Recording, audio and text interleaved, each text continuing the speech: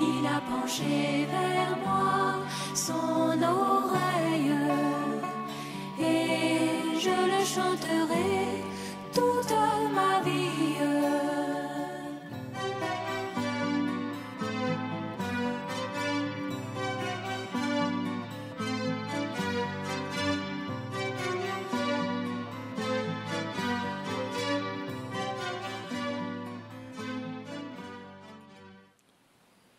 Partout où nous sommes, nous allons incliner nos cœurs et prier pour la lecture que nous allons commencer. Notre Père et notre Dieu, ce matin encore, dans ta grâce, tu nous permets d'être ensemble pour écouter l'enseignement de la parole de Dieu. Et nous sommes heureux de recevoir les instructions de notre Dieu, car il est écrit que tu nous instruis pour notre bien. Tu nous instruis pour notre bien. Tu as même dit, prenez mon joug et recevez mes instructions. Parce que tes instructions, c'est ça qui nous éclaire. Et ça nous permet de marcher vraiment de manière éclairée, pour ne pas tomber dans les trous que l'ennemi creuse devant nous. Merci donc, Père, de ce que nous lirons des instructions que tu as données pour notre temps. Et nous demandons que tu nous éclaires, que nous puissions comprendre et garder fidèlement tes instructions. Tu nous instruis donc pour notre bien. Par tes instructions, tu nous montres la voie que nous devons suivre. Et pour que notre bonheur soit grand et vraiment profond et inaltérable. Et que notre bien-être aussi puisse être vraiment comme tu l'as désiré. Bénis-nous donc, Père, s'il te plaît, au nom du Seigneur Jésus-Christ. Amen. Gloire à Dieu. Que le nom du Seigneur soit loué. Nous allons recommencer notre lecture, mais nous commençons par 2 lectures dans la Bible.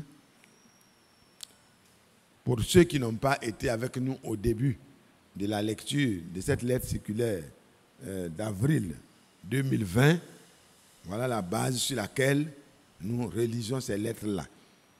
Lorsque Colossiens, donc au chapitre 4, Colossiens 4, verset 16. Colossiens 4, verset 16. Lorsque cette lettre aura été lue chez vous, faites en sorte qu'elle soit aussi lue dans l'église de Laodicée, et que vous lisiez aussi à votre tour celle qui vous arrivera de Laodicée. Amen.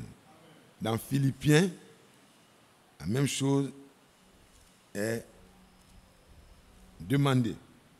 5, Philippiens 5, à partir du verset 27. Non, attendez. Philippiens, il n'y a pas 5.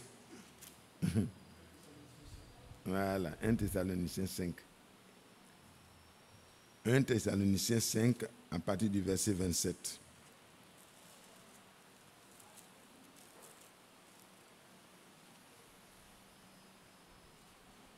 Je vous en conjure par le Seigneur que cette lettre soit lue à tous les frères.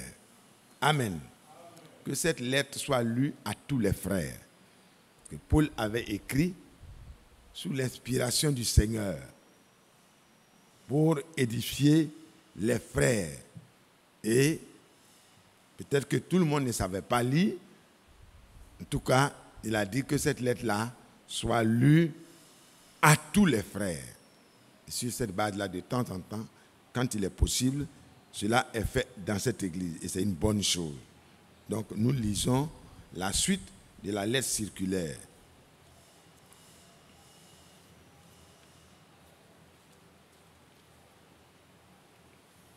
Et l'intitulé, c'est « Un écrit de la part de Dieu ». À la fin, nous allons encore présenter les mariés et rappeler le mariage qui va avoir lieu le samedi prochain. Voilà, de telle sorte que vous soyez informés pour être à la mairie de Trècheville, pour ceux qui peuvent.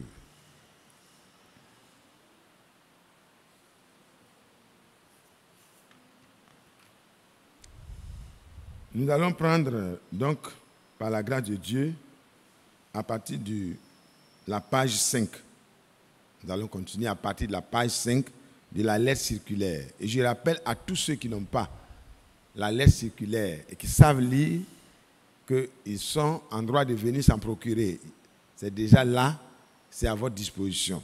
Vous pouvez venir chercher votre lettre circulaire et en chercher aussi pour votre voisin qui peut vous commissionner ou pour votre maison. C'est un approvisionnement. Ça est déjà là, c'est disponible par la grâce de Dieu.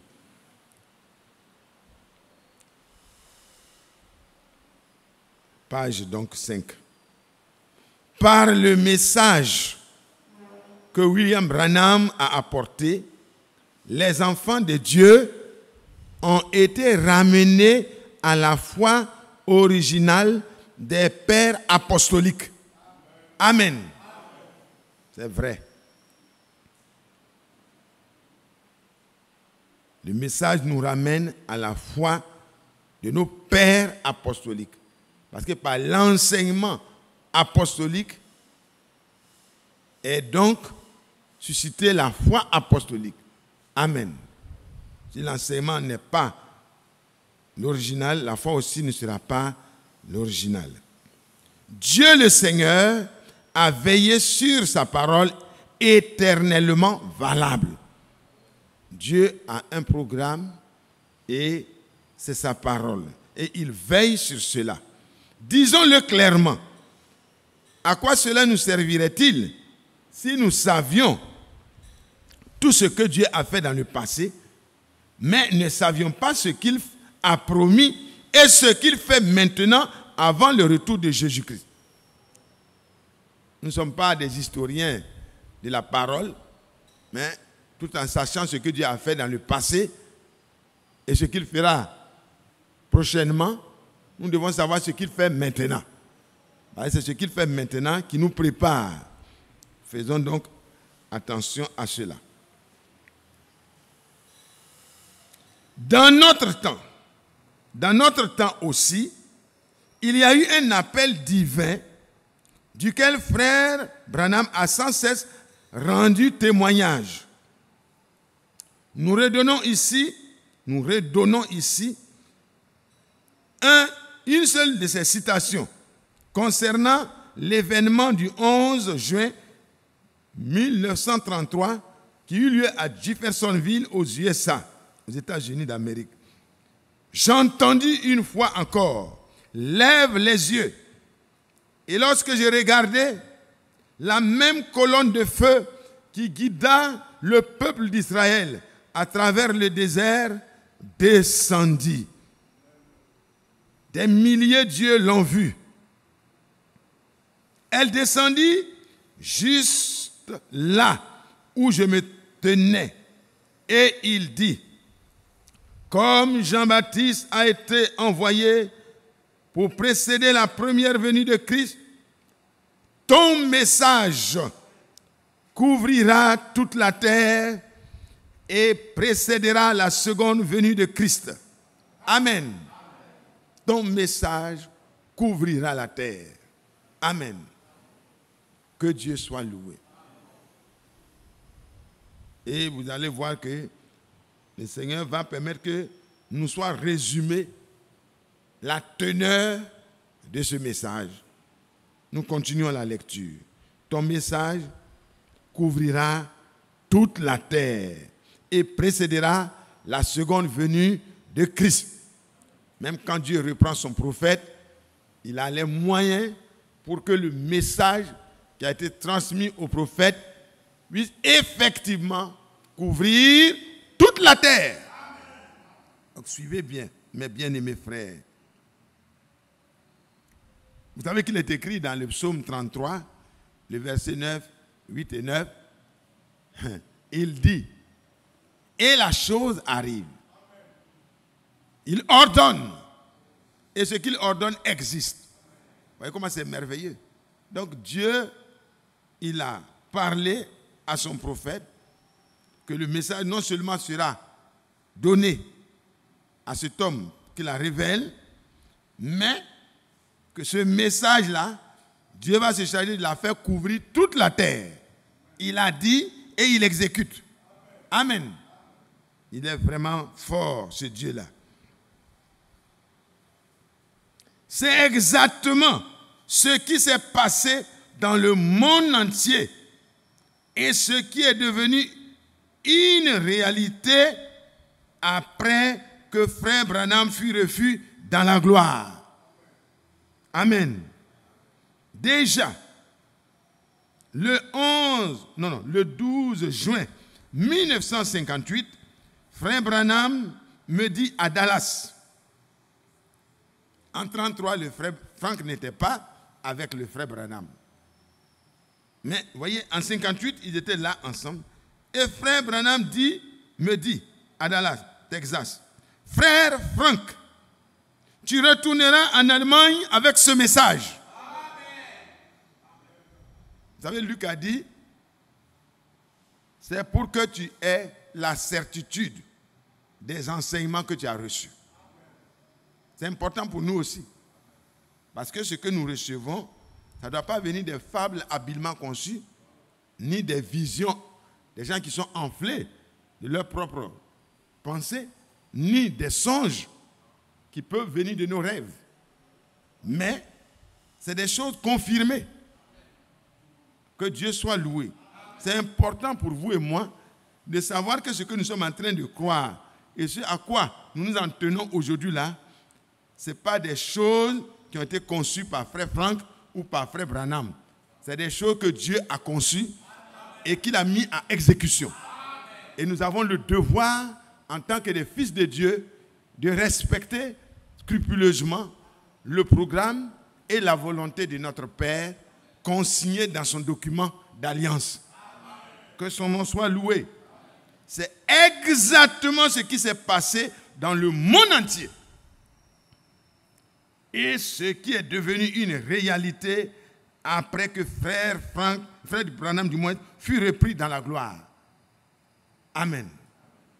C'est-à-dire, ce message, voyez, ton message couvrira toute la terre et précédera la seconde venue de Christ. Il ne fallait pas seulement le message aux États-Unis et dans 12 États où il a pu voyager, dans 12 choses, mais il fallait que le message qui a été transmis et qui doit être gardé dans les termes, amen, bibliques et apostoliques, soit amené pour que ce message couvre toute la terre.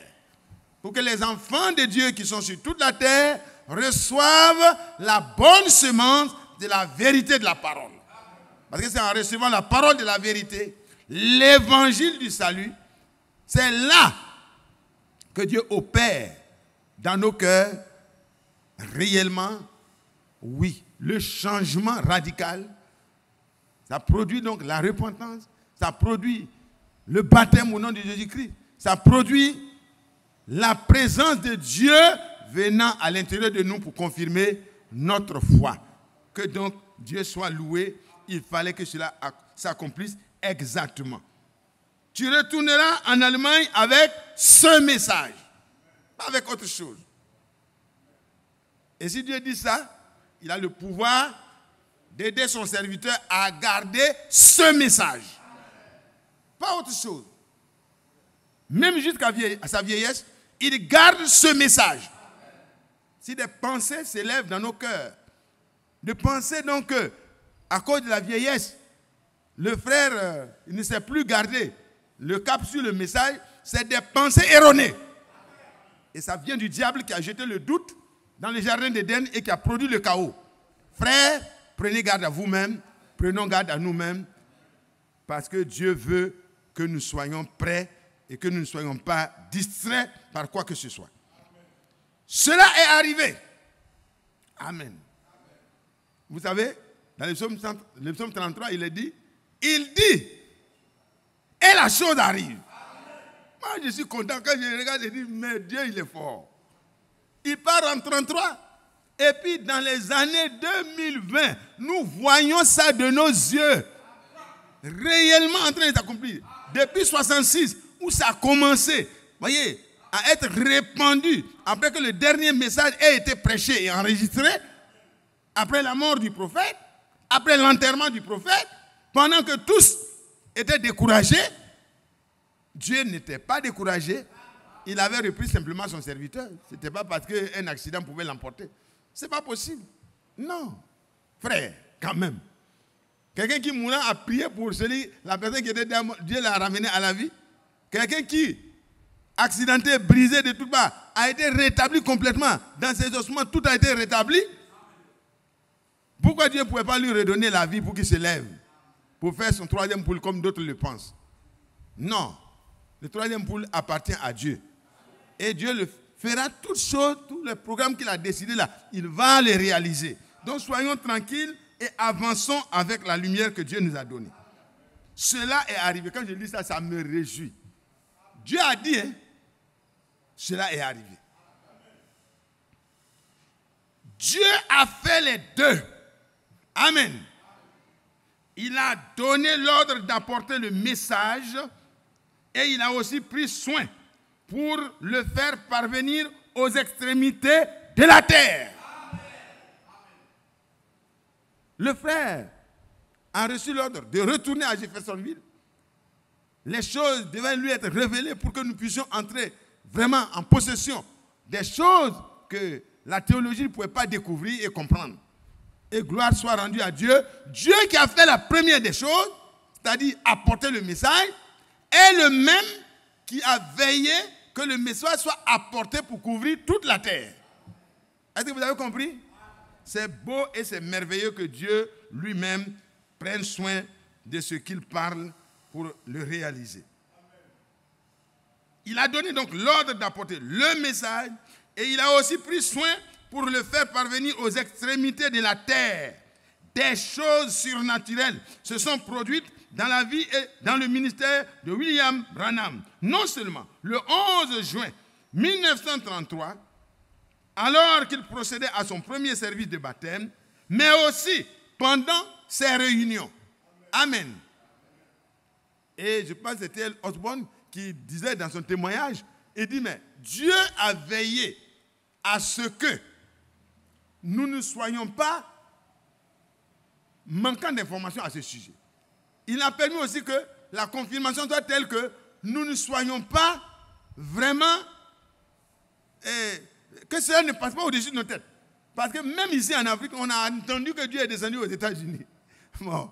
Mais, par la grâce de Dieu, c'est vrai, Dieu était là, mais ce n'était pas Branham.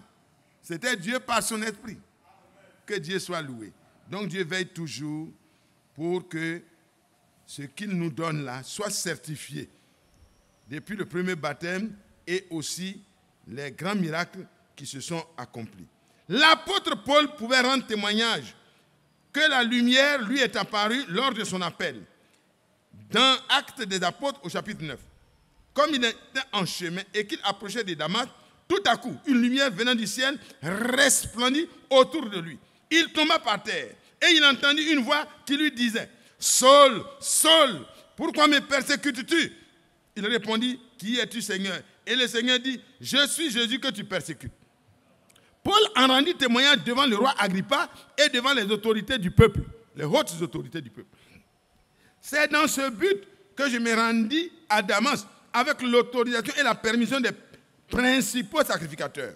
Vers le milieu du jour, ô roi, je vis en chemin resplendir autour de moi et de mes compagnons une lumière venant du ciel et dont l'éclat surpassait celui du soleil.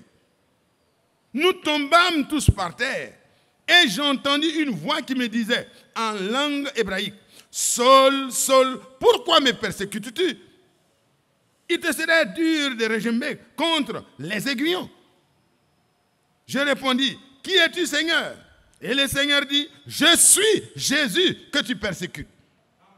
Mais lève-toi et tiens-toi sur tes pieds, car je te suis apparu pour t'établir ministre et témoin des choses que tu as vues et de celles pour lesquelles je t'apparaîtrai. » Et c'est cité dans Actes 26, versets 12 à 16.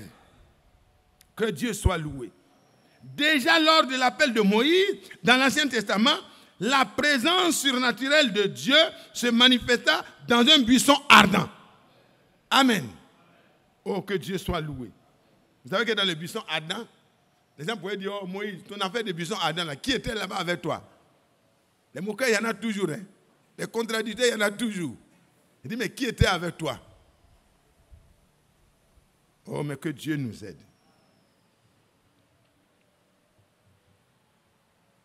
Un buisson ardent. Moïse dut enlever ses souliers car le lieu où se tenait était saint. C'est là que son mandat lui fut donné. Gloire à Dieu. Amen. Gloire à Dieu. Amen. C'est là que son mandat lui fut donné. Vous savez, dans Jean 8, à partir du verset 12 et 13, on voit le dialogue entre Jésus et les religieux. Ils disent que, ah oui, mais toi, c'est toi qui rends témoignage de ton mandat. Mais tu rends témoignage de toi-même, donc ton témoignage est faux. Il dit non, ce n'est pas vrai. Je rends témoignage, mais mon témoignage est avalisé du ciel. Alléluia. Et c'est vraiment important pour nous que les témoignages soient rendus. De même, voyez, dans l'Ancien Testament du moins, le Seigneur se révélait dans la lumière de la nuée et de la colonne.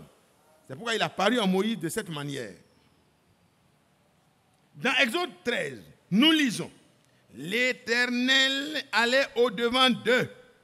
Non, allait devant eux le jour dans une colonne de nuée pour les guider dans leur chemin et la nuit dans une colonne de feu pour les éclairer afin qu'ils marchent jour et nuit. Amen. Oh, Dieu soit loué. Dieu veille sur la marche de son peuple lui-même. N'est-ce pas merveilleux? Ah, c'est le verset 21. N'est-ce pas merveilleux? Le Seigneur Dieu n'a pas seulement libéré son peuple de la servitude de l'Égypte. Le message vient nous faire sortir de la servitude religieuse, de la servitude de ce monde. Le message, c'est le retour au même appel qui a retenti le jour de la Pentecôte. Le même appel qui a retenti chez Corneille. Le même appel qui a retenti dans tous les endroits où l'évangile a été prêché. Appelant les hommes à sortir de l'esclavage et à venir à la liberté. C'est le même appel. Alléluia. Qui a retenti. Et vous voyez ici, Dieu n'a pas libéré Israël de l'Égypte seulement, mais il alla au-devant de son peuple, délivré et libéré, avec lequel il avait fait alliance. Amen. Nous avons aussi la promesse que Dieu va. Il est venu par la colonne pour confirmer le ministère de son prophète, pour que nous puissions être certifiés et certains que c'est lui-même qui nous guide. Il alla au-devant de son peuple délivré, avec lequel il a fait alliance. Il les a guidés et conduits en leur montrant le chemin jour et nuit. Pendant toute la durée de ces 40 années de cheminement, il a été avec son peuple dans la colonne de nuée surnaturelle pendant le jour et dans la colonne de feu surnaturelle pendant la nuit. La colonne de nuée ne se retirait point de devant le peuple pendant le jour, ni la colonne de feu pendant la nuit. La présence du Seigneur est notre salut, frère. S'il ne nous guide pas, mais on va se retrouver dans un chaos. Mais sa grâce nous suffit. Que Dieu nous aide. Soyons simplement attentifs. Cela est une fois encore mentionné dans le psaume 78. Le psaume 78, verset 14. Psaume 78, verset 14. Il les conduisit le jour par la nuée et toute la nuit par un feu éclatant. Amen. Dans Exode 40, nous lisons. Ce fut ainsi que Moïse acheva l'ouvrage. Alors, la colonne couvrit la tente d'assignation et la gloire de l'Éternel remplit le tabernacle. La nuée de l'Éternel était de jour sur le tabernacle et de nuit, il y avait un feu aux yeux de toute la maison d'Israël pendant toute leur marche. Amen. Oh, gloire soit rendue à Dieu. Dieu nous aime. Il ne veut pas qu'on se trompe de chemin. Quand cette colonne s'est dirigée vers la mer, Ah, les hommes pouvaient dire, non, mais là, ce n'est pas normal. Ils se sont égarés. Comment ils peuvent traverser la mer? Ils n'ont pas de bateau. Ils n'ont pas de grandes pinasses. Nous avons des pinasses qui relient les bords souvent. Mais il n'y avait pas de pinasses, pas de bateau, rien. Mais Dieu connaissait le chemin. Et Dieu a ouvert le chemin parce qu'il était présent lui-même. Donc, devant nous aussi, Dieu va faire la même chose. Il le fait. Donc, ce fut de cette manière que Dieu marcha avec eux pendant toute leur marche. Lorsque tout ce que l'Éternel avait ordonné à Moïse fut achevé, la gloire surnaturelle de Dieu vint dans le lieu très saint. Amen. Là où l'arche de l'alliance était déposée, et elle témoignant de la présence de Dieu parmi son peuple. Gloire à Dieu. Amen. Sa présence parmi le peuple d'Israël, c'est une grâce. La nuée surnaturelle vint sur la montagne de la transfiguration et une voix se fit entendre. Celui-ci est mon fils bien-aimé. Écoutez-le. Amen. Ça, c'est dans la nouvelle alliance. Amen. Donc, de l'ancienne alliance à la nouvelle alliance, Dieu manifeste toujours sa propre présence pour conduire son peuple. La nuée, voyez,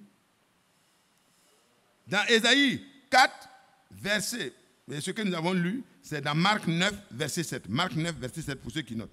Dans Ésaïe 4, verset 5, nous lisons ce qui arrivera lorsque le Seigneur aura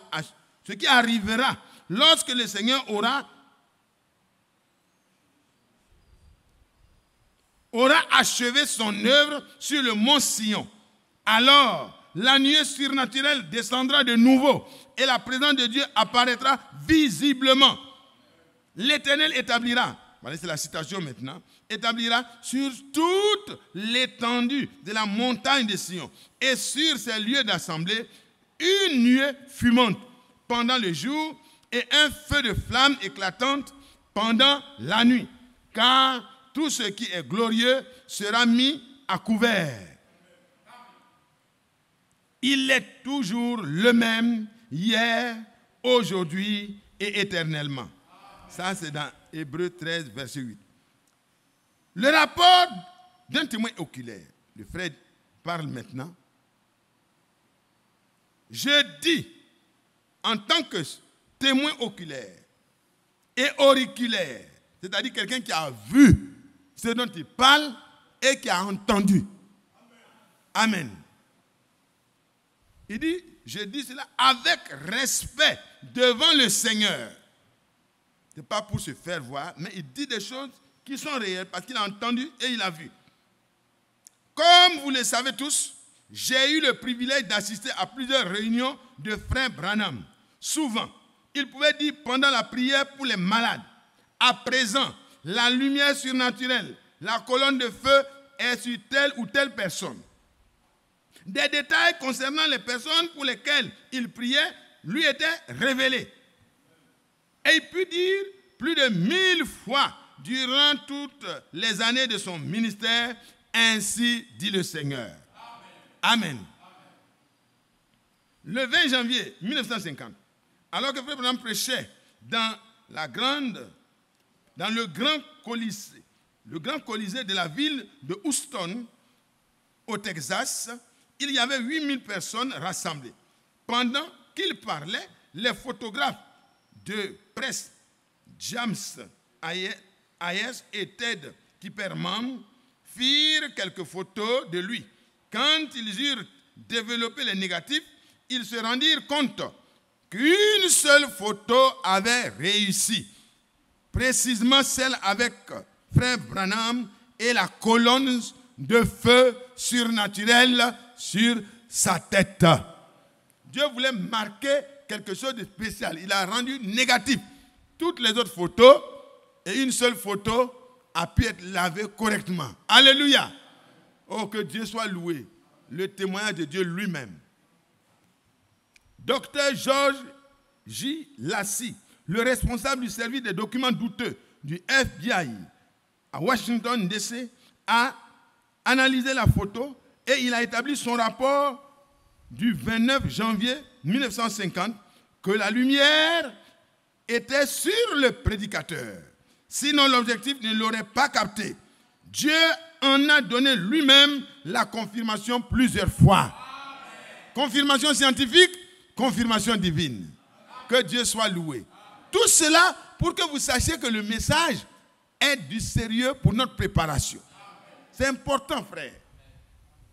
Parce que ce n'est pas des fables habilement conçues, mais c'est la réalité. Et Dieu sait à qui remettre la responsabilité aussi de ce message. Il faut un homme fidèle et il faut un homme prudent. Donc, frères et sœurs, soyons tranquilles et laissons Dieu nous conduire. En décembre 1962, frère Branham déménageait à Tucson, en Arizona.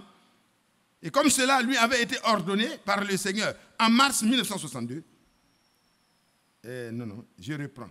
En décembre 1962, frère Branham déménagea à Tucson, en Arizona, comme cela lui avait été ordonné par le Seigneur en mars 1962. Et il arriva que le 28 février 1963, la nuée surnaturelle fut visible dans le ciel d'azur. Parce que les frères peuvent dire, bon, prêche-nous la sanctification, prêche-nous telle chose. Les frères, on ne comprend pas bien ce que tu as. Tout ce que tu es en train de dire, c'est dans quel sens? C'est dans le sens que tu comprennes que ce que tu as reçu pour ta préparation là, ça a été certifié d'en haut. Voilà. C'est pour que tu aies l'assurance et la pleine assurance des choses qui vont te préparer pour la seconde venue du Seigneur. Amen. Du côté du prophète, comme du côté du serviteur fidèle et prudent, nous devons avoir une pleine assurance que Dieu les a mandatés et Dieu a veillé pour que cela soit confirmé, même scientifiquement. Le magazine Life, on reprend. Il arriva que le 28 février, la nuée surnaturelle fut visible dans le ciel d'azur. Dans la nuée qui apparut sur le mont Sunset, il y avait 7 anges à cet endroit. Il fut ordonné à l'homme de Dieu, retourne à Jeffersonville, car les 7 sceaux seront ouverts. Amen. Les 7 sceaux seront ouverts. Et Dieu merci, les 7 sceaux sont ouverts. Le magazine connu, Science, le magazine scientifique appelé Science, a même mis une photo de la nuée en première page le 19 avril 1963. Le magazine Life du 17 mai 1963 a publié un article avec la photo de la nuée sous le titre « Un nuage élevé, un cercle mystérieux ». Dr. James McDonald de l'Institut de la physique atmosphérique à Tucson a écrit un long article à ce sujet. Mais il ne trouva pas d'explication valable. Je possède encore ces 2 magazines. Alléluia. C'est vraiment un conservateur. Il dit, nous, ça peut disparaître parce qu'on a beaucoup de documents. Mais il y a des documents qui ne doivent pas disparaître. Que Dieu soit loué. Reconnaissez le jour et le message. Notre Seigneur a veillé sur sa parole et fait ce qu'il avait prévu pour cette période de temps. Amen. Pour que le message soit effectivement le message qui nous ramène à l'enseignement de nos pères les apôtres et pour que ce message soit amené sur toute la terre et couvre toute la terre. Il a veillé sur les 2 choses. Il est certain que la promesse faite s'est accomplie. Voici, je vous enverrai Élie, le prophète, avant que le jour de l'Éternel arrive. Ce jour grand et redoutable. Maintenant, nous sommes encore au jour du salut. Amen. 2 Corinthiens, au chapitre 6, le verset 2. Et la citation que je viens de faire, voici, je vous enverrai Élie, le prophète, avant que le jour de l'Éternel arrive. Ce jour grand et redoutable, c'est bien Malachie 4, verset 5. Pour ceux qui n'ont pas devant eux une brochure. Maintenant, nous sommes encore au jour du salut. 2 Corinthiens 6, verset 2. Dans le temps de la grâce, nous sommes encore dans le temps de la grâce. Ça dément en même temps ceux qui disent que la grâce est finie et que Dieu est passé sur le trône du jugement. C'est faux. Sinon, moi, je n'allais pas être sauvé. Parce que moi-même, je ne suis même pas... ça fait vraiment moins de 40 ans que j'ai cru. Alors, donc, moi, j'allais être perdu. Vous voyez, chacun de vous, on serait perdu. Même ceux qui ont cru il y a 60 ans, vous voyez, ils ont été couverts par la période de grâce. Et jusqu'à maintenant, c'est la période de la grâce de Dieu. Notre Seigneur lui-même a dit à ses disciples sur la montagne de la transfiguration, Élie viendra premièrement et rétablira toutes choses. Élie viendra premièrement. Donc la venue de notre frère, le 7e messager des âges de l'Église, le prophète promis pour notre temps, dans Malachie 4, versets 5 et 6, c'est vraiment quelque chose qui devait se faire. Élie viendra premièrement et rétablira toutes choses. Le dernier appel retentit. Et celui qui est de Dieu entendra la sainte parole de Dieu et s'en tiendra à elle seule. Celui qui est de Dieu s'en tiendra à elle seule. Ma pensée ne compte pas. Ma compréhension ne compte pas. La pensée de Dieu compte. Mes visions et mes songes ne comptent pas. Tout doit être exactement selon le programme de Dieu. Que Dieu m'aide, que Dieu aide chacun de nous, parce que nous voulons tous, et nous voulons que tous soient présents ce jour-là. Malheureusement, malgré que la présence surnaturelle du Seigneur était avec son peuple d'Israël, la plupart d'entre eux se sont quand même égarés dans leur cœur, au point que Dieu dut jurer. Ils n'entreront pas dans mon repos. Hébreux 3, verset 11, Nombre 14, verset 23. Ils se livrèrent à l'idolâtrie et ils murmurèrent. Eh Seigneur, la présence surnaturelle de Dieu était là. Malgré ça quand même. Que Dieu nous aide, parce que nous ne sommes pas à l'abri de cela, frère. Mais si nous restons attachés à la grâce de Dieu, il va nous aider. Il est écrit dans le psaume 119, verset 59, « Je réfléchis à mes voies et je ramène mes pieds vers tes préceptes. » Donc chacun de nous a la possibilité de faire vraiment un retour vers la parole uniquement, voyez, que Dieu a donné pour notre marche. Dans 1 Corinthiens 10, versets 1 à 4, Paul évoque toutes les grandes choses que Dieu avait faites au milieu d'eux. Paul a résumé ça. Dans 1 Corinthiens 10, versets 1 à 4. Ça, c'est ce que Dieu avait fait.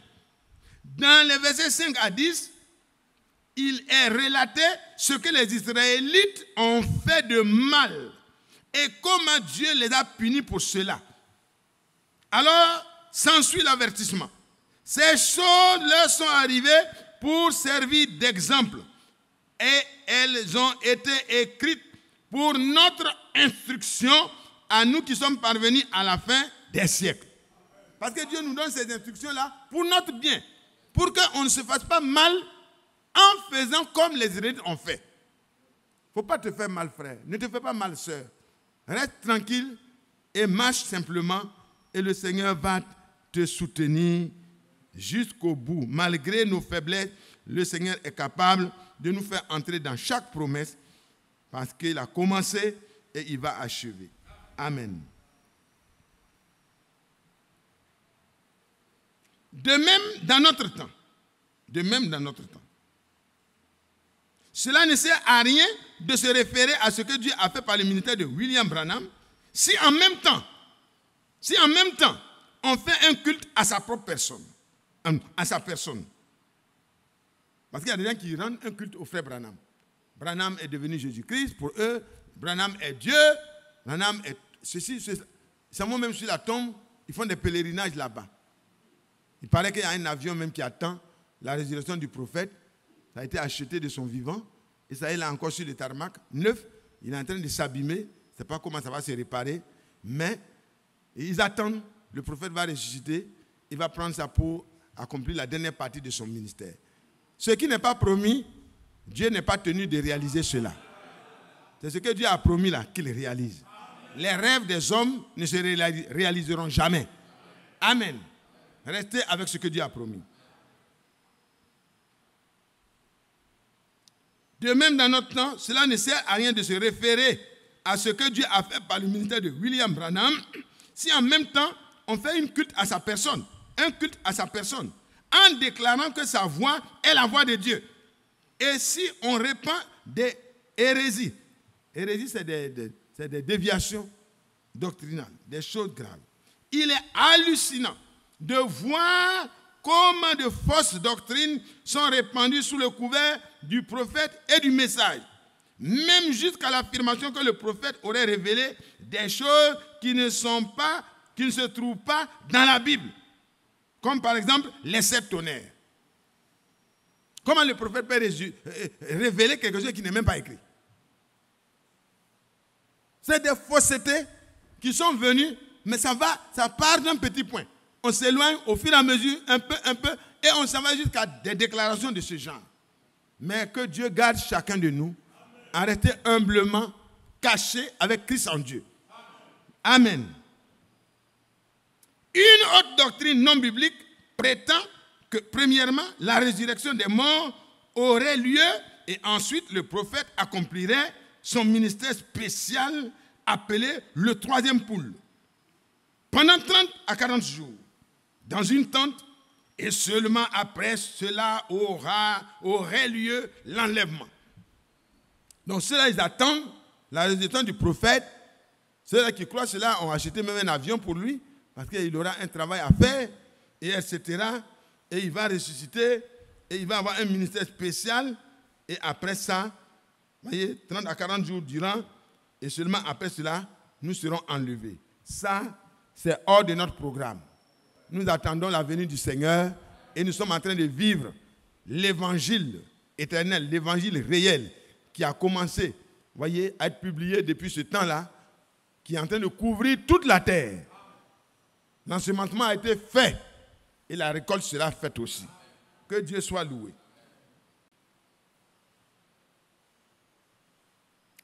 À maintes reprises, le prophète lui-même, je remonte. Selon Galates 1, verset 8, de telles personnes sont maudites. Quand Elisa a dit c'est dur, mais ce n'est pas le frère Branham, ce n'est pas le frère Frank, ce n'est pas un serviteur de Dieu qui les maudit. C'est quand on sort de la parole bénie de Dieu, on se place sous la malédiction des interprétations de Satan. Et c'est ça qui amène les problèmes. C'est ça. Restez tranquille, restez humble sous la conduite du Saint-Esprit et aucune malédiction ne vous atteindra, frère, parce que Dieu veille sur sa parole. N'accepte. De telles personnes sont maudites, car elles annoncent un autre évangile. Apocalypse 22, versets 18 à 19. Le prophète lui-même a souvent répété, n'acceptez rien si cela n'est pas écrit dans la parole de Dieu. À maintes reprises, frère Branham a aussi dit, le message est. 2 points. Amen. Le message est. 2 points. Retournez à la parole. Retournez à l'original. Retournez au commencement. Aux expériences que les croyants ont faites au commencement. Frère, voilà le résumé. Il faut retourner. Que Dieu nous aide.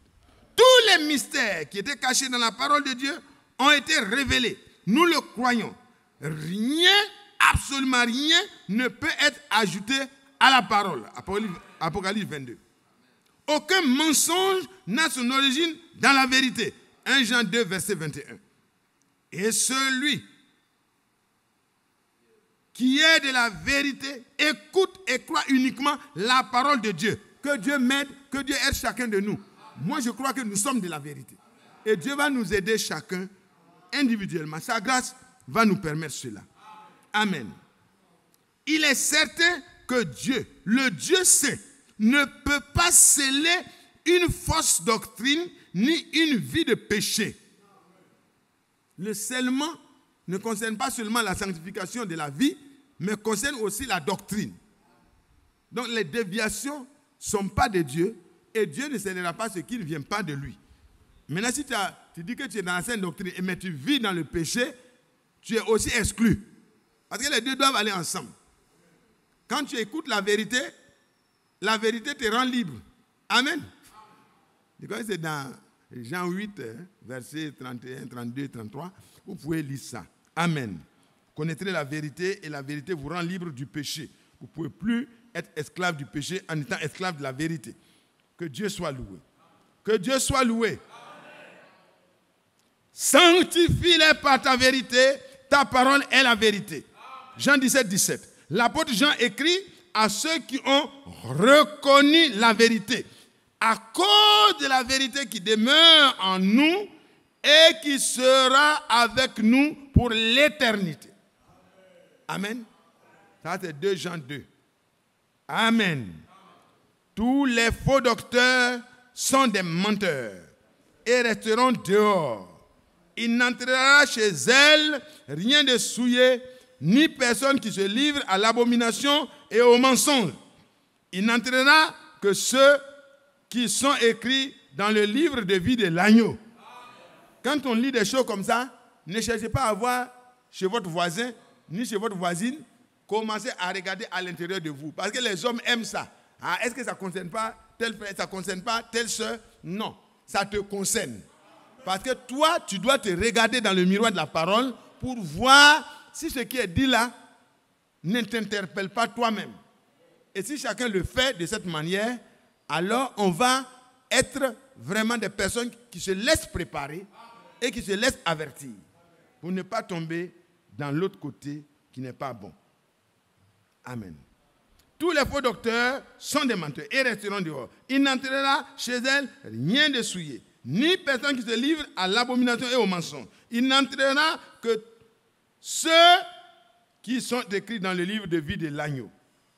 Que Dieu fasse grâce afin que tous reconnaissent que nous sommes arrivés dans la dernière période. Frère, ça aussi c'est un accent qui doit être mis. Nous sommes dans la dernière période. Et cet homme qui a reçu la responsabilité de prendre ce message, le retour à l'enseignement original, aux pratiques originales, aux expériences originales, de les garder dans les termes originaux, pour couvrir toute la terre par la puissance du Saint-Esprit, il a pu faire ces voyages-là, des millions et des millions de kilomètres parcourus. Alors, frères et sœurs, c'est la dernière période. La dernière période de notre préparation, c'est ce que nous sommes en train de vivre. Pendant laquelle, nous sommes arrivés dans la dernière période, pendant laquelle tout ce qui avait été déterminé à l'avance et qui a été prédit dans la parole de Dieu est en train de s'accomplir. Acte 13, verset 41. Qu'aucun de nous ne se trouve ayant un cœur incrédule et désobéissant. Ce que notre Seigneur a dit sur Jérusalem est encore valable aujourd'hui.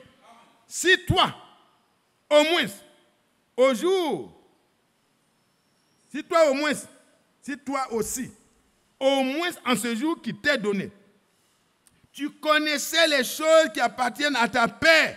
Luc 19, verset 42. Il dit aux siens, quand ces choses commenceront à arriver, redressez-vous et levez vos têtes parce que votre délivrance approche. Pour dire que nous sommes dans la dernière période. Les choses prédites sont en train d'arriver devant nous. Le message qui doit précéder la venue du Seigneur et couvrir toute la terre est déjà venu depuis plus de 60 ans. La couverture de toute la terre par ce message, cette prédication originale, voyez, a déjà été fait. Et c'est arrivé jusqu'à nous. Frères, nous sommes dans les derniers temps de ce temps de préparation. Quand ces choses commenceront à arriver, toi et moi, redressons-nous et levons nos têtes parce que notre délivrance approche. Amen. Que Dieu soit loué. Ça, c'est dans Luc 21, verset 28. Disons cela une fois encore. Seuls ceux qui ont le cœur pur verront Dieu. Seul celui qui est prêt entrera au repas des noces. Seul celui qui a expérimenté le plein salut, comprenant la réconciliation et le pardon, ainsi que le renouvellement total, et qui a expérimenté la plénitude et le scellement par le Saint-Esprit, atteindra le but. Il dit, mais frère, comment on va faire? Vous pouvez lire dans Jean 14, le verset 23 et 24. Ceux qui lui obéissent là, le Seigneur se plaît à venir habiter chez eux. Commençons à être obéissants aux choses qui nous sont enseignées, à mettre de l'ordre, à corriger. Sur le plan doctrinal, comme sur le plan de notre vie, de chaque jour, regardons la parole et mettons toutes choses à sa place. Et vous allez voir que Dieu se plaira. Parce que c'est l'obéissance à la parole de Dieu. Je crois que c'est dans 1 Pierre au chapitre 1, verset 22. En obéissant à la parole de Dieu, nous aurons ainsi un cœur pur. Amen. Et quand notre cœur est purifié, Dieu vient et l'amour de Dieu est répandu dans nos cœurs. Et ainsi, nous sommes amenés à l'achèvement. Amen. Oh, que Dieu aide chacun de nous. Ne nous décourageons pas. Même si nous traversons des temps difficiles, le Seigneur, il est là. Il est là devant son peuple. Il est là pour conduire son peuple. Il aidera même les plus faibles à y arriver. Il nous aime, frère. Il nous aidera à y arriver. Là où nous ne pouvons pas nous-mêmes arriver, le Seigneur peut nous faire arriver. On chante. Tu connais le chemin, les ruses du malin. Soutiens-moi par ta main et conduis-moi. Humblement, si on croit qu'il doit nous conduire, il va nous aider. Ne vous découragez donc pas, frères et sœurs. Disons cela une fois. Seuls ceux qui ont le cœur pur verront Dieu. Seul celui qui est prêt entrera au repas des noces. Seul celui qui a expérimenté le plein salut, comprenant la réconciliation et le pardon. Ça a eu lieu en reconnaissant ses péchés, en se repentant et en demandant grâce à Dieu pour qu'il change, qu'il régénère notre âme, notre esprit, notre état charnel. Dieu doit transformer ça complètement. Dieu ne fait pas de raccommodage. Non. On ne peut pas raccommoder une vieille outre et puis vouloir mettre du vin nouveau. Ça va s'éclater, ça ne va même pas marcher. Alléluia. On peut prendre un nouveau tissu, aller mettre sur un vieux tissu et puis coudre. Je pense qu'il y a des couturiers qui sont là. Ça ne marchera pas. La déchirure sera plus grave. C'est pourquoi Dieu change ton cœur. Il change ton esprit. Mais c'est en écoutant la parole de la vérité. Vous pouvez lire ça dans Actes 15, à partir du verset 8 et 9. Vous voyez, ils ont écouté la parole de la vérité qui était donnée par l'homme que Dieu a mandaté et envoyé vers eux. Et Pierre dit, vous êtes témoins. Que Dieu lui-même a rendu témoin. Il m'a choisi pour que par ma bouche, il annonce la même bonne nouvelle qui a été annoncée par ma bouche aux Juifs, devait être annoncée aux païens. Et Dieu qui connaît les cœurs de ceux qui écoutaient, amen. Vous voyez comment ce que l'homme de Dieu a dit peut s'accomplir. Simplement, frère, la réconciliation, le plein salut, la réconciliation, le pardon, le renouvellement total et la plénitude et le scellement ont eu lieu dans la maison de Corneille le même jour, à l'écoute de la parole de Dieu. Ça, quand je lis ça, ça me réjouit. Je veux dire que Dieu peut faire en un jour ce que l'homme n'a pas pu faire en 1000 ans. Comment des païens, en un seul jour, la parole annoncée et qui a reçu un cœur, était reçu dans un cœur humble, un cœur reconnaissant. Ça a changé. Ça a apporté quoi? Parce qu'il devait rentrer dans la salle des noces aussi. Ça faisait partie du groupe des élus. Il dit, seul celui qui a expérimenté le plein salut, comprenant la réconciliation. Le plein salut, ça inclut toutes ces choses-là. La réconciliation et le pardon avec Dieu. Le renouvellement total, amen, à l'intérieur, tout est renouvelé. Et Paul pouvait dire, les choses anciennes, tu te rends compte que ça ne t'appartient plus. Tu n'es plus lié à ta vie parce que ton mensonge, ton comportement, la haine, le dénigrement, les compromis, tout ça, il y a une rupture totale. Et tu prends le joug du Seigneur. Et ces instructions sont ce qui te chère, ce sont chères. Et tu marches. Il y a un changement, un renouvellement, une régénération. Amen. Oh là là. Et des personnes comme ça sont gardées par la puissance du Saint-Esprit, par la foi, pour le salut, pour le jour de leur entrée dans la salle de noces, où il n'y aura plus de combat. Alléluia. Oh, que Dieu soit loué. Que Dieu soit loué. Et dans la maison de Corneille, pendant qu'ils écoutaient, celui qui a été envoyé pour leur apporter la parole, pour que par la parole, ils soient sauvés, ils ont écouté attentivement. Et du coup, quand il a dit, tous les prophètes rendent de lui le témoignage que quiconque croit en lui reçoit par son nom le pardon de ses péchés, la réconciliation et le pardon. Alléluia. Et le renouvellement total. Alors, ils ont eu tout ça par la parole qui a été reçue avec foi. Et sur place, Dieu qui voyait qu'il y avait un problème de tradition et tout ça, ce n'était pas facile pour les Juifs d'aller chez les païens et de se mettre à les baptiser facilement. Dieu anticipe les choses, Dieu les baptise, il les scelle.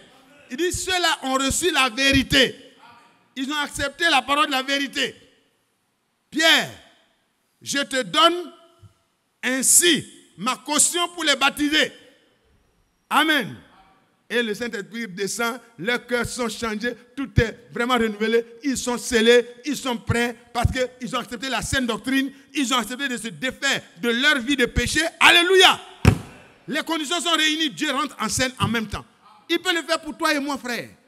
On a beau te donner des séances d'enseignement sur le Saint-Esprit, comment le recevoir, mais voici des choses simples qui ont été faites là-bas. Voyez? Donc, chacun de nous peut vraiment arriver à expérimenter le plein salut aujourd'hui encore. Et alors, Pierre a dit, mais est-ce qu'on peut refuser l'eau du baptême à ceux qui ont été baptisés du Saint-Esprit comme nous? Dieu leur a rendu le même témoignage qu'à nous, en leur donnant la vie, comme il nous a donné la vie à Jérusalem. Quand les gens ont entendu, ils ont dit, ah, tu as eu raison, Pierre, de les baptiser comme nous avons été baptisés. Ce sont des frères vraiment. Dieu a approuvé leur foi comme il a approuvé notre foi. Et c'est pourquoi Pierre, quand il écrit plus tard, il dit, c'est à tous ceux qui ont reçu une foi du même prix que la nôtre. Parce qu'une telle foi donne un plein salut. Amen. Et pour qu'une telle foi vienne, il faut que la vraie parole soit apportée. La doctrine. Et alors, le cœur se détourne. Et alors, le péché aussi est absous. Le péché est aboli. Amen. C'est le terme qui est utilisé dans Hébreux 9. Que Dieu soit loué. Voilà. Donc, je termine, je continue. Vraiment, je me suis arrêté là parce que c'est très intéressant. Et vous savez que quand le frère Franck prêche, nous, les petits prédicateurs, nous prenons et puis on fait des petits morceaux et puis on mange localement. Alléluia. C'est comme ça. La Bible, Paul a prêché, il a donné les doctrines. On ne peut pas prendre ça tout le même jour et puis tout donner. Mais on prend des morceaux et puis on avance avec le Saint-Esprit. Que Dieu soit loué. Pour conclure, voilà. Le scellement par le Saint-Esprit atteindra le but. Celui qui a expérimenté toutes ces choses-là atteindra le but. Amen. Parce que le Saint-Esprit, quand il vient, il fait quoi? Il nous conduit dans toute la vérité. Pas une partie, mais toute la vérité. Que Dieu soit loué.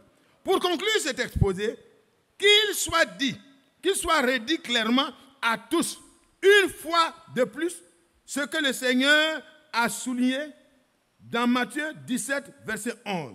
Que ce que notre Seigneur a souligné du moins, dans Matthieu 17, verset 11, il est vrai que Élie doit venir et rétablir toutes choses, voyez, qu'il soit souligné cela. Après le ministère de Jean-Baptiste, notre Seigneur a répété ce qui est écrit dans la deuxième partie de la dernière promesse faite dans Malachie 4, verset 6, à savoir que par le ministère d'Élie, les cœurs des enfants de Dieu seraient ramenés à la foi des pères apostoliques. Oh, promesse merveilleuse avant son retour. Aujourd'hui, nous pouvons témoigner que cette écriture est accomplie. Vous savez que dans la synagogue, quand il est parti chez lui, quand il lisait l'écriture concernant l'Esprit du Seigneur est sur moi, il a terminé en disant « Cette parole de l'écriture est accomplie. » Et le frère Franck dit, en tant que témoin, Aujourd'hui, nous pouvons témoigner que cette écriture est accomplie. Ce que notre Seigneur a dit est arrivé. Il dit et la chose arrive. Il ordonne. Et ce qui n'existe pas, au moment où il ordonne, existe en même temps. Chaque enseignement biblique a été restauré. Cela est arrivé. Amen. À commencer par la divinité, que Dieu ne consiste pas en 3 personnes éternelles, mais qu'il s'est révélé en tant que Père dans le Fils et ensuite par le Saint-Esprit dans l'Église. Amen. Le baptême biblique au nom du Seigneur Jésus-Christ pour les nouveaux convertis a également été restauré. Acte 2, verset 38 à 41. Par le dernier message, tout a été remis sur le fondement original des apôtres et des prophètes, dont Jésus-Christ lui-même est la pierre angulaire. Amen. Oh, gloire à Dieu pour le dernier message qui nous permet donc de rentrer dans cette position. Notre Dieu a fait des grandes choses et nous sommes maintenant proches de l'achèvement qui doit se produire avant le retour de Jésus-Christ. Que Dieu soit remercié pour cela dans le saint nom de Jésus. Amen. Que Dieu soit remercié pour cela. Est-ce qu'on ne va pas dire merci à Dieu? On va lui dire merci ensemble, partout où vous êtes. Il dit que Dieu soit remercié. On va faire pratiquement, on va dire merci à Dieu pour son programme qui s'est déjà accompli jusque-là. Et le reste du programme de Dieu aussi va s'accomplir. Disons merci. Notre Père et notre Dieu. Nous n'avons rien fait. Nous n'avons rien mérité. Mais dans notre âge, dans notre temps, voilà tout ce que tu as déployé comme énergie. Voilà tout ce que tu as manifesté comme bonté, comme miséricorde. Oh, dans ta grande miséricorde, tu nous as régénérés. Oh, notre Dieu. Pas par une semence ordinaire, mais par la parole originale en tant que semence incorruptible. Et Seigneur, nos cœurs ont été changés, nos esprits ont été changés. Tu nous as purifiés par l'obéissance, la foi en la vérité. Et ainsi, Seigneur, nous avons reçu ton approbation du haut des cieux. Oh Dieu, tu nous as rendu témoignage en nous donnant le même Saint-Esprit que tu as donné aux premiers chrétiens. Pour que, Seigneur, nous puissions marcher avec une certitude que bientôt, tu viendras nous chercher. Oh, sois loué notre Dieu pour l'achèvement de ton œuvre que tu vas produire en chacun de nous avant ton retour. Achève en nous ton ouvrage par la puissance de ton esprit. Que ce ne soit plus les discours persuasifs ni la supériorité de langage, mais ta puissance se manifestant en nous dans la simplicité, mais en accord parfait avec la sainte doctrine. Au nom de Jésus-Christ. Beaucoup accompliront des miracles, des grandes choses, mais ça sera, oh Dieu, des prodiges mensongers pour égarer. Mais Seigneur, nous voulons que le Saint-Esprit agisse en accord parfait avec toutes les promesses de Dieu pour nous et dans notre vie. Écoute-nous et exauce-nous au nom du Seigneur Jésus-Christ. Amen. Gloire à Dieu. Gloire à Dieu. La dernière partie, nous la lisons comme vraiment un beau témoignage. L'adieu au voyage missionnaire mensuel. Ça veut dire que nous devons comprendre qu'il serait plus facile, je n'ai pas dit que c'est impossible, qu'on puisse inviter Frère Franck à venir en Côte d'Ivoire, à venir au Libéria, à venir, non. Nous devons tous nous connecter et nous allons suivre la même chose et manger ensemble et continuer la prédication sur le plan local. Que Dieu soit béni, soit loué et glorifié, exalté, acclamé. Durant les décennies passées, je planifiais régulièrement 2 semaines par mois pour les voyages missionnaires, de manière à être toujours présent à Zurich le dernier dimanche de chaque mois et à Krefeld le premier week-end du mois. Au total, j'ai parcouru plus de 15 millions de milles, environ 25 millions de kilomètres dans les airs. 25 millions de kilomètres dans les airs. J'ai pu prêcher dans de nombreuses villes et dans 165 pays à travers le monde. Gloire soit rendue à Dieu. La gloire n'est pas au frère Franck. La gloire est à Dieu. Parce que c'est Dieu qui a parlé et la chose est arrivée. Il a promis ça et c'est arrivé. Il a ordonné et la chose existe aujourd'hui. Que son nom soit loué. Vous savez, quand on dit que son nom soit Dieu, je bénis Dieu, je loue Dieu. Ça, c'est des nuances que nous avons des difficultés à nous défaire parce qu'on était habitués. Donc, si ça sort, comprenez que nous acceptons de parler le langage biblique qui nous a été enseigné parce que c'est sans conteste le supérieur qui bénit l'inférieur. Et c'est l'inférieur qui est béni par le supérieur. Donc, nous sommes parfaitement d'accord. Si ça glisse, on avance et on demande simplement d'être clément. Amen. Que Dieu vous bénisse. Maintenant, j'ai atteint ma 87e année. Oh là là, c'est beau, hein? 80 ans, plus 7 ans. Les 70 ans, c'était la moyenne d'âge que Dieu avait donnée. L'espérance de vie, Dieu avait fixé ça à 70. Et puis les plus robustes pourront atteindre 80. Mais lui, il a eu 80 plus 7. C'est beaucoup. C'est la grâce de Dieu. Nous en sommes très reconnaissants. Tout en étant en très bonne santé, amen, l'âge a laissé ses traces, aussi bien sur la marche que sur la vue et l'ouïe, de sorte que les longs trajets ne me sont plus possibles. Amen.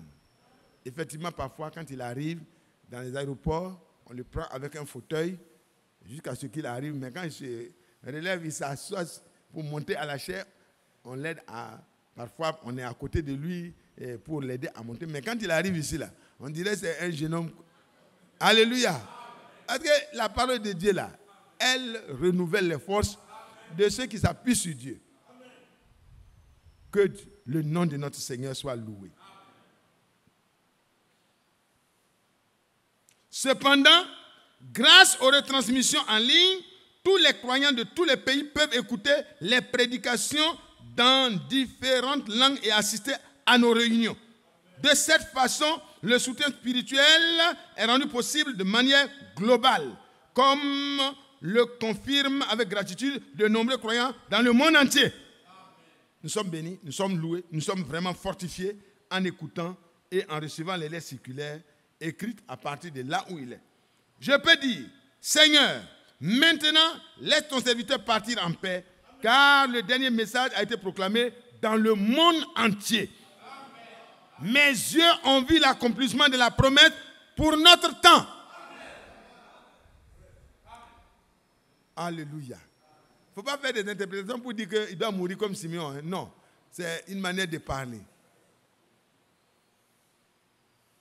On écoute et on avance sans commentaire. Il dit, comme Paul a dit, je vous ai annoncé tout le conseil de Dieu. Comme Simeon a dit, mes yeux ont vu ce que tu as promis là. De sauver Israël, de sauver les hommes de leur chute là. Mais mes yeux ont vu le salut. Il dit maintenant si je dois mourir, je suis tranquille parce que tout ce que Dieu a promis s'est accompli. Amen. C'est ce que Simeon a dit. Et le frère Franck dit, mes yeux ont vu l'accomplissement de la promesse pour notre temps. Tous les vrais croyants pourront expérimenter jusqu'à la fin tout ce que Dieu fera. Il l'a promis et il l'accomplira. De même que Dieu a promis de nous envoyer un messager et il l'a fait, et le frère a fait son travail jusqu'à la fin.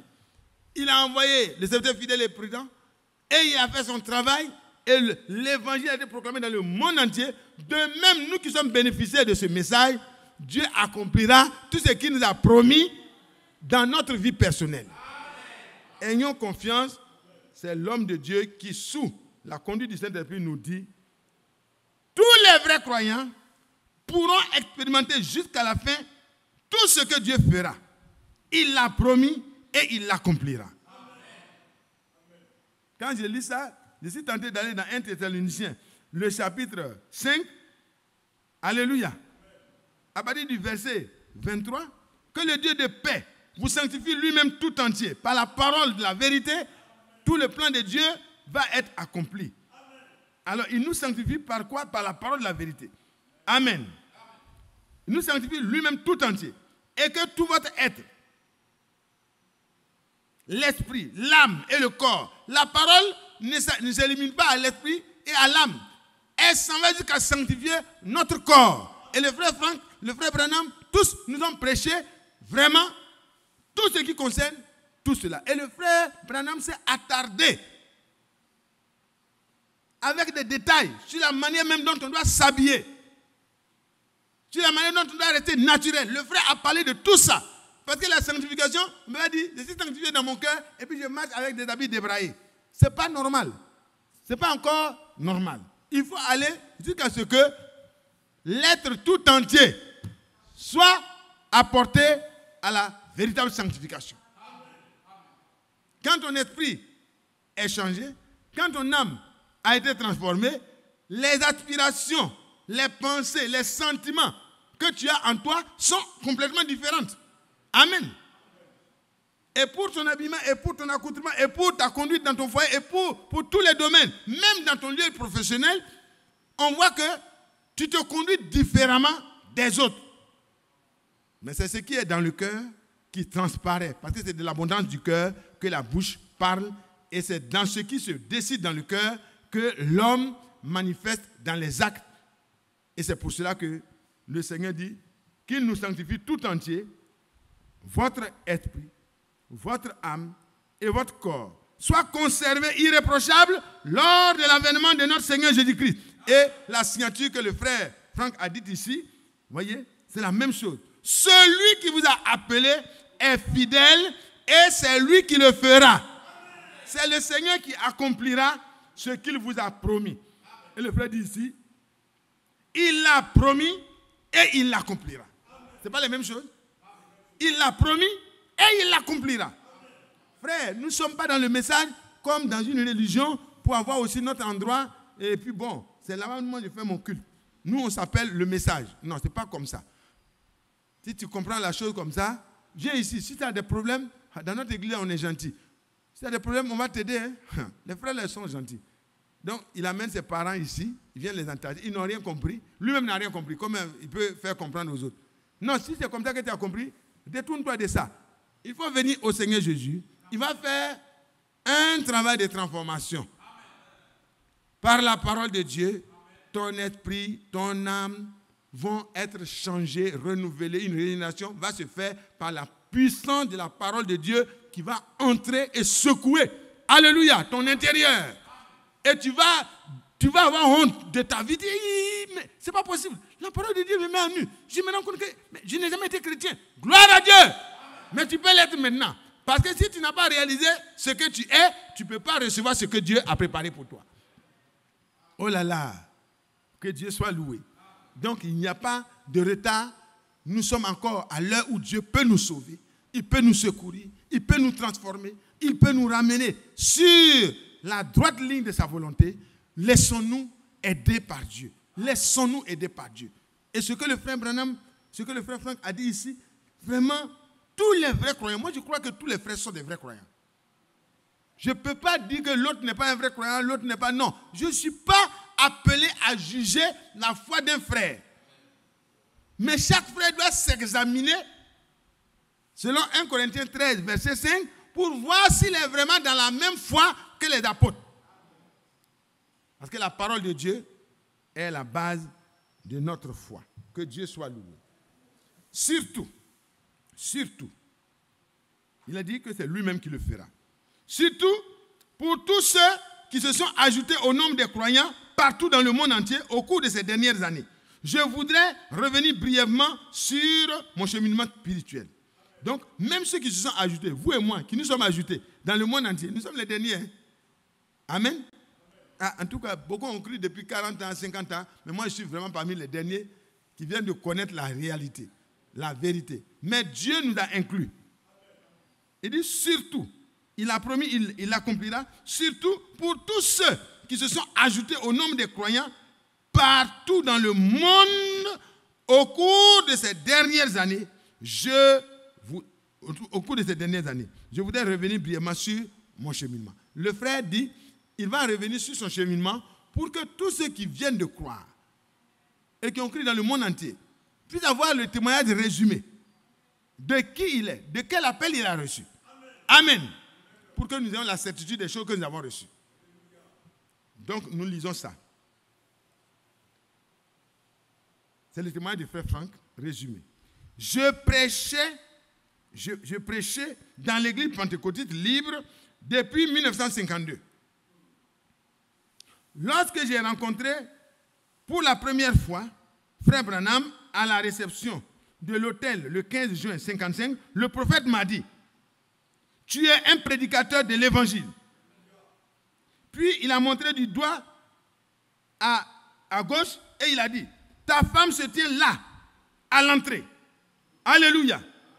Sur ce, nous nous sommes échangés une poignée de main et nous nous sommes entretenus un instant. À partir de 1958, j'ai traduit les prédications de frère Branham en allemand. À ce moment, il n'y avait pas de gens qui traduisaient. Les gens se réunissaient pour écouter au travers des transitors, mais vraiment, il fait partie des tout premiers qui ont traduit vraiment les prédications. Le 2 avril 1962, environ 4 ans plus tard, le Seigneur lui-même, par sa voix audible, m'a ordonné de prêcher la parole dans d'autres villes. Amen. La distribution n'avait pas commencé, hein, mais il reçut l'ordre du Seigneur d'aller prêcher sa parole.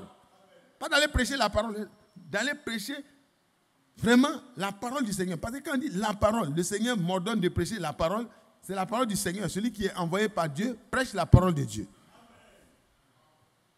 Le 3 décembre 1962, j'ai eu une longue conversation à ce sujet avec frère Branham, au cours de laquelle il a confirmé mon mandat par révélation en présence de 2 témoins. Je crois qu'il y a un qui est vivant encore. Immédiatement après, il m'a demandé de prêcher à sa place à Los Angeles chez Demos Sakarian et aussi chez Ernest Houghton à Oakland, Oregon. Bon, pardonnez-moi, hein, c'est le nom de la ville. Il n'arrive pas à bien lire comme les Anglais. Il m'a aussi demandé si c'était possible de rendre visite à Henry Martin à Edmonton, au Canada, chez qui ces prédications étaient également écoutées à partir des bandes magnétiques.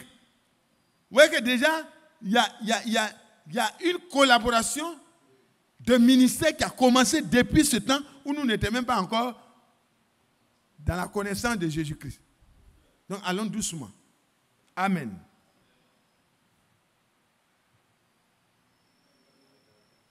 Hein? Il m'a également donné les noms et numéros de téléphone des frères à la fin de notre conversation. Il m'a également donné les noms et numéros de téléphone des frères en question. À la fin de notre conversation, il m'a dit, frère Franck, si tu pars en mission en Inde, alors contacte Paul Lauris. Il était dans les réunions de Bombay. Il est évangéliste, il est un évangéliste et il est venu des États-Unis et a été baptisé ici dans le tabernacle au nom du Seigneur Jésus-Christ. Il lui donne des adresses personnelles pour qu'il aille. Frère, vous pensez que vous pouvez recommander quelqu'un qui n'est pas fidèle à la parole de Dieu pour aller quelque part, ce n'est pas toujours évident. Vous allez récolter des conséquences. Parce qu'après, quand il s'en fait des dégâts, c'est toi qui l'as envoyé. Mais Dieu était en train d'établir déjà cette belle collaboration. Amen. En 1964, j'ai effectué mon premier voyage missionnaire en Inde. Là-bas, en 1964, j'ai vu des milliers de personnes venir aux réunions et environ 300 croyants ont été baptisés après la prédication. Sur le chemin du retour, j'ai visité la Jordanie et Israël. pendant que le prophète était vivant, il avait commencé les voyages missionnaires. Avec le départ du frère Frank, pardonnez-moi. Avec le départ de frère Branham, avec le départ de frère Branham, en décembre 65, le frère Branham est parti vers le Seigneur. En décembre 65, une période importante a pris fin. Oui, c'était vrai. Une nouvelle phase a commencé. Et j'ai proclamé le message de la parole révélée dans le monde entier, selon le mandat de Dieu, d'abord en Allemagne, en Autriche et en Suisse, puis dans toute l'Europe et plus tard dans le monde entier. Outre les prédications, pendant les cultes et les réunions, j'ai saisi chaque occasion pour proclamer la parole révélée au travers des programmes de radio et de télévision et par des lettres circulaires et des brochures. Nous en sommes témoins. Amen. Ça continue. Au funérailles du prophète, le 11 avril 1966, j'ai invité frère Peregrine à venir témoigner de ce que ses yeux avaient vu durant le ministère de frère Branham et de ce qu'il avait vécu dans les réunions. Malheureusement, il n'a raconté que des histoires de la vie du prophète. C'est des compagnons vraiment de route de frère Branham. Et le frère a trouvé que c'était bon qu'il vienne rendre les témoignages de ce qu'il a vu. Et lui, il vient, au lieu de rendre des témoignages concernant la parole, il a commencé à raconter beaucoup de choses. Et que Dieu nous aide. Dans sa première prédication à Krefeld, il a dit avec enthousiasme, dans une vision, le prophète a vu un calendrier qui s'est ouvert de lui-même et qui s'est arrêté en 1977. En 1977, tout devrait être terminé et l'enlèvement devrait se produire, affirmait-il. J'étais son traducteur. Je m'imagine comment, quand il traduit une telle chose, c'est difficile. Mais le frère va avoir l'occasion de corriger cela. Et j'ai mentionné la remarque du calendrier dans ma première lettre circulaire en 1966. Amen. Il a mentionné ça dans la première lettre circulaire de 1966. J'ai découvert plus tard que frère Branham n'avait jamais parlé d'un calendrier. Quand 1977 arriva et passa, un nouvel enseignement s'est répandu. Vous savez que c'est le seul, en tout cas, qui s'est dressé contre cette fausse rumeur de l'enlèvement qui allait avoir lieu en 1977. Sinon, on n'aurait même pas connu le message. Hein. Parce que les gens vont dire que bon, tout ça, c'est des faux. Le prophète a menti et les gens ont commencé à écrire dans ce sens. Il est faux prophète, il a prédit la fin du monde en 1977, ça n'a pas marché. Non, non, non. Pendant ce temps, un témoin, comme frère Frank s'est tenu là, il a dit, c'est pas vrai, le prophète n'a pas dit ça. Gloire à Dieu. Gloire à Dieu. Et en 1967, Dieu lui montre déjà où il doit bâtir vraiment les bâtiments pour recevoir les hommes qui allaient venir du monde entier. Amen. Parce que le mandat divin était là-bas à Krefeld et devait servir à tout le monde. Gloire à Dieu. Oh, c'était comme de la folie pour ceux qui attendaient 77. Mais c'était la réalité de Dieu. 77 est passé, les bâtiments ont été construits et par la grâce de Dieu, en 2020, les bâtiments sont là. Mais ceux qui se sont mis sur les montagnes pour être enlevés, je ne sais pas, ils sont descendus certainement. Que Dieu nous aide. C'était juste pour vous détendre un peu. On continue. Quand 1977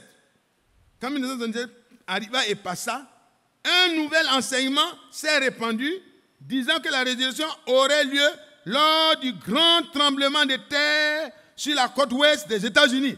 C'est alors que le prophète acheverait son ministère dans une tente. On ne peut vraiment pas s'occuper de tous ces faux enseignements. C'est du temps perdu. Vous savez que lors de la résurrection du Seigneur, il y a eu un tremblement de terre. Les rochers se sont fendus. Certainement, ils vont faire allusion à ça. Ils vont prendre, quand il y aura le tremblement de terre, le prophète va ressusciter, va exercer. Mais c'est des choses qui n'ont pas été promises par Dieu et qui n'auront pas d'accomplissement.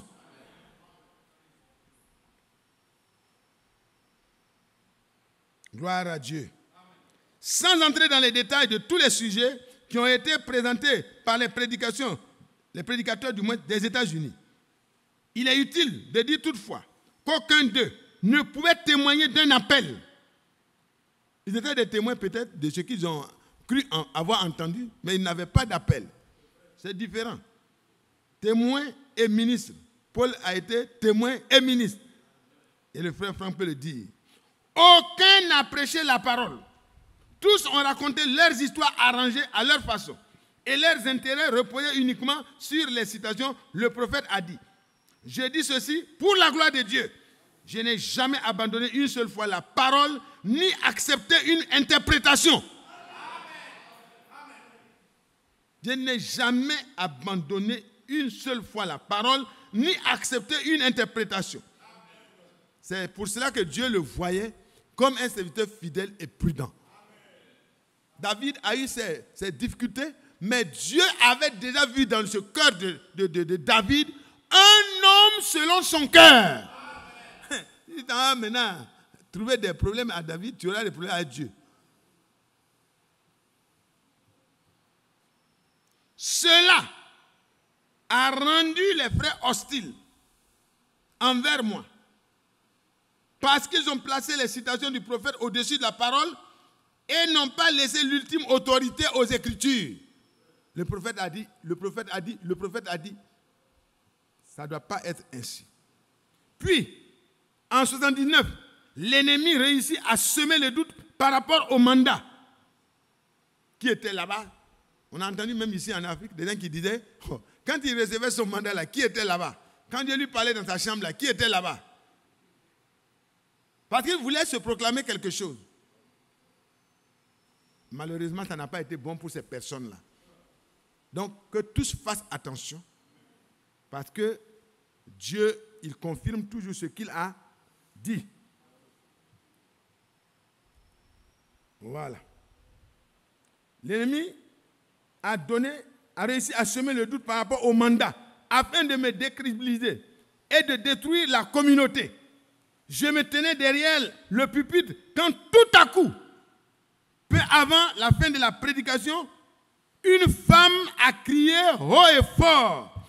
Ici, ce n'est qu'un hypocrite. Non. Ici, ce n'est qu'hypocrisie. Excusez-moi. Ce n'est qu'hypocrisie. Sortez, quittez cette salle et ne revenez plus jamais. Car ici, tout est fini pour toujours.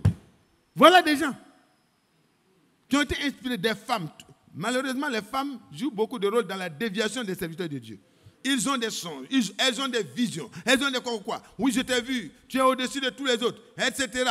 C'est elles qui voient toujours. Hein. Mais que Dieu m'aide. Quand tu as vu des choses qui m'élèvent au-dessus des yeux, je qualifierais ça de pas de Dieu. Je ne veux pas quelque chose qui m'élève. Je préfère les choses qui m'abaissent.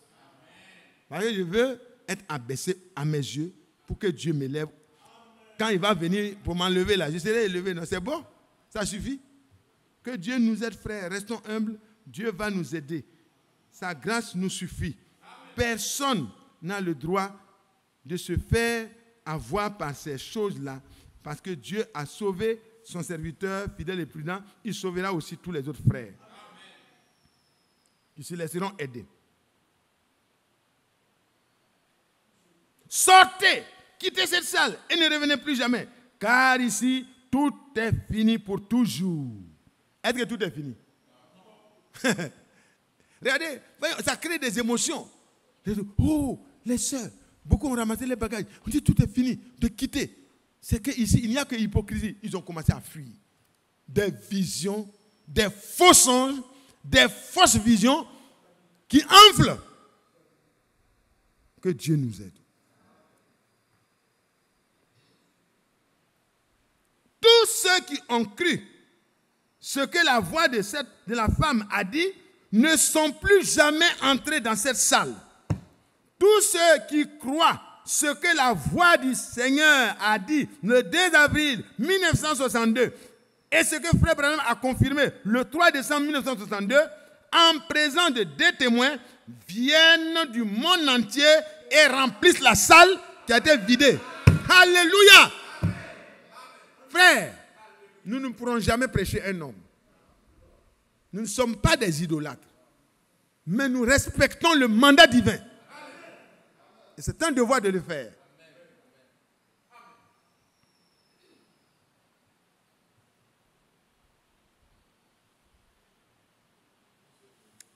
Alors, et plusieurs milliers se connectent en ligne et entendent la pure parole pour ce temps. Le Seigneur a gardé sa parole et n'a pas permis que à l'ennemi du moins, de détruire son œuvre. Le Seigneur a gardé sa parole et ne permettra pas à un ennemi,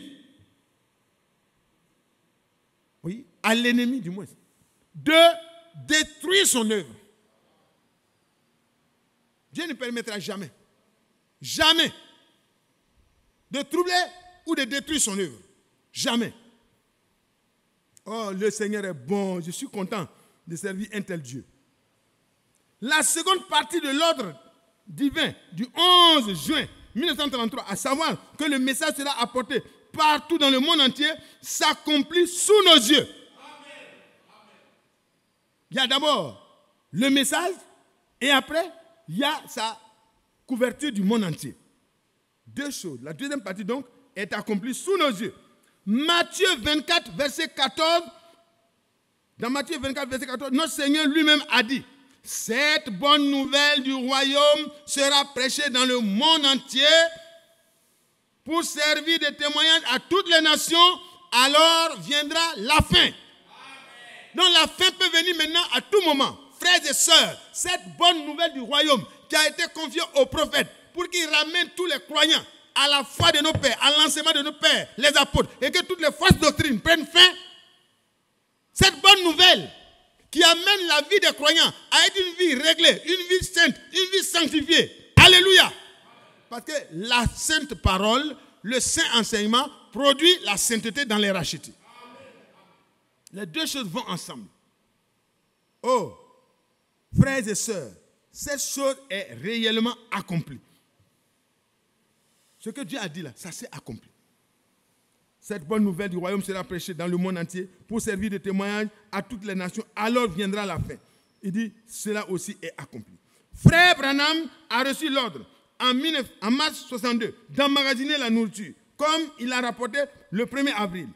Quand il a parlé du 7e sceau, il s'est tourné vers le frère Neville et après les 10 premières minutes, il a dit, maintenant, la nourriture est emmagasinée. Oh, c'est beau ça, c'est merveilleux. Le dimanche 19 septembre 1976, le Seigneur m'a appelé d'une voix forte, en 1976, juste avant leur année de l'enlèvement là. Voilà, leur enlèvement là. Le dimanche 19 septembre, le Seigneur m'a appelé d'une voix forte. Mon serviteur, je t'ai destiné, selon Matthieu 24, versets 45 à 47, à distribuer la nourriture au temps convenable. Amen. Amen. Pendant qu'on parle de la fin, le Seigneur dit, c'est maintenant qu'il doit commencer même. Il a déjà commencé, mais il a reçu quelque chose de particulier encore. Je l'ai transmise à tous les frères dans le ministère et au peuple de Dieu. Le message. Tous les élus croient chaque parole de Dieu et respectent sa décision, la décision de Dieu. Ils se délectent à la table richement garnie du Seigneur. La table du Seigneur est garnie. Pour ceux qui veulent manger, il n'y a pas de faim, il n'y a pas de famine. Il n'y a pas d'errance. Ils vont manger. Parce que la table du Seigneur est garnie. Que Dieu nous aide. Je ne suis qu'un homme, tout comme Élie, Paul ou frère Branham. Mais il est aussi vrai que j'ai exécuté le mandat que le Seigneur m'a donné. Amen. Je ne suis qu'un homme. Je suis très heureux d'entendre ça. Si des personnes veulent penser que le frère Franck est au-delà d'être un homme, il se trompe. Lui-même dit, je ne suis qu'un homme. Le frère Branham, que les gens sont en train d'idolâtrer aujourd'hui, il a dit, je ne suis qu'un homme, je suis votre frère. C'est le mandat seulement qui fait la différence que vous voyez. Alléluia. Des hommes humbles, remplis du Saint-Esprit, ne sont pas remplis d'eux-mêmes. Que Dieu nous aide. Je ne suis qu'un homme, tout comme Élie, Paul et Frère Branham sont de la même nature que nous.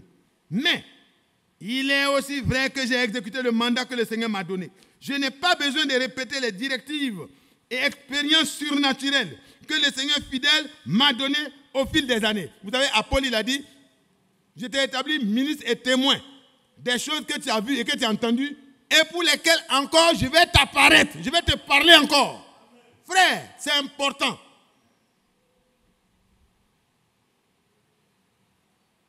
Il dit, il n'a pas besoin de reparler en détail de toutes ces choses-là.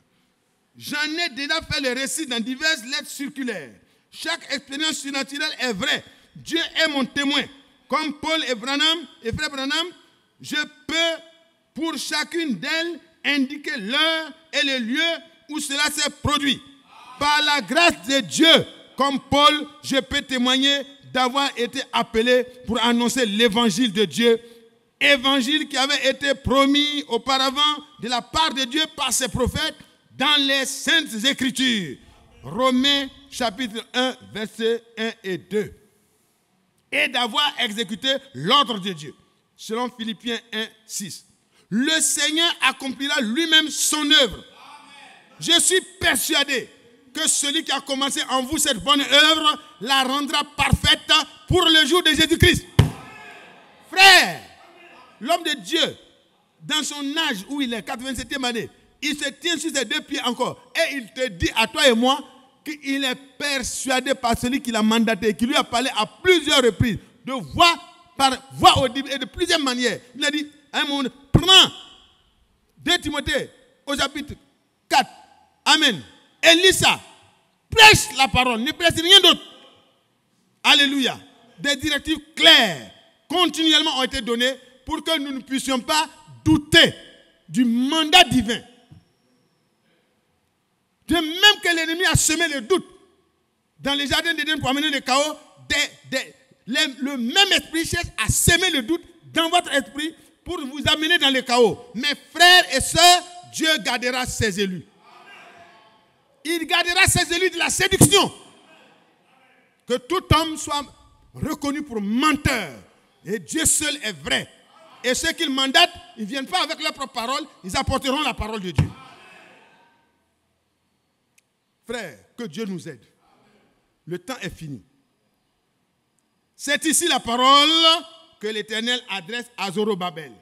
Ce n'est ni par la puissance, ni par la force, mais c'est par mon esprit, dit l'Éternel des armées. Que Dieu soit loué, que son nom soit glorifié. Nous allons nous arrêter là aujourd'hui. Et s'il nous arrive après de terminer l'autre partie de la lecture, nous reviendrons si Dieu le veut. Mais je pense que l'essentiel a été déjà lu et vous recevrez votre portion de lettre circulaire. Ça vous permettra donc de lire vraiment les autres événements qui restent. Et puis, si Dieu permet, on y reviendra. Si telle est la volonté de Dieu, bien sûr. Parce que nous sommes limités. Nous ne connaissons pas le programme de Dieu pour demain. Mais Dieu connaît son programme. Et sa volonté sera toujours faite. Que le Seigneur bénisse chacun de nous. Et vraiment, nous sommes heureux de voir que quand le frère dit un écrit de la part de Dieu, c'est une réalité. Il est poussé, il est inspiré. Il nous donne des choses comme les apôtres écrivaient pour aider les frères et les amener à garder l'équilibre. Qu'il en soit ainsi et que Dieu bénisse chacun de nous. Et je vous rappelle, frères, ne vous prêtez pas au jeu des calomnies ni des médisances. Si quelqu'un se trouve d'un autre avis avec vous que vous, priez dans votre cœur avec un cœur rempli d'amour, sans hypocrisie. Parce que si vous le faites de tout votre cœur, Dieu aidera chaque personne qui a des difficultés, soit dans la marche, soit dans la doctrine. Et à la fin, nous serons soudés. Mais pas dans les compromis, mais dans la vérité. Le Seigneur le fera. Parce que l'Église ne m'appartient pas, n'appartient à personne. Elle appartient à celui qui a donné sa vie et qui a versé son sang pour la racheter. Et si nous nous aimons, c'est alors le signe que nous appartenons vraiment les uns aux autres dans cette église. Donc, frère, priez au lieu de bavarder. Bon, excusez-moi, le mot bavarder ne convient pas. Priez au lieu de parler beaucoup. Amen. Évitez de parler de ce que vous ne comprenez pas. Priez que le Seigneur vous éclaire et que la grâce de Dieu soit accordée à chaque frère et à chaque sœur pour que nous puissions agir à chaque fois par motif d'amour et que nous puissions professer la vérité en ayant toujours l'amour dans notre cœur les uns à l'égard des autres. Les points sur lesquels Dieu veut t'éclairer et m'éclairer, il le fera. Mais ne laisse pas ton cœur être envahi par quoi que ce soit d'autre, que ce soit la parole, que ce soit l'amour de Dieu, et le Saint-Esprit te conduira dans tout ce que tu ne comprends pas encore. Que le Seigneur bénisse chacun de nous. Et le temps est vraiment favorable encore, comme le dit 2 Corinthiens 6, le verset 2. C'est encore le jour où Dieu sauve, Dieu secourt encore, et il peut nous éclairer sur tous les plans, il peut nous aider. Que Dieu bénisse chacun de nous. Nous allons donc prier ensemble là où nous sommes.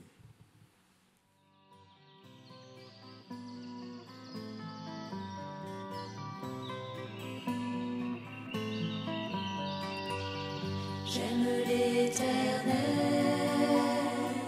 car il entend ma voix. Il a penché vers moi son oreille, et je le chanterai.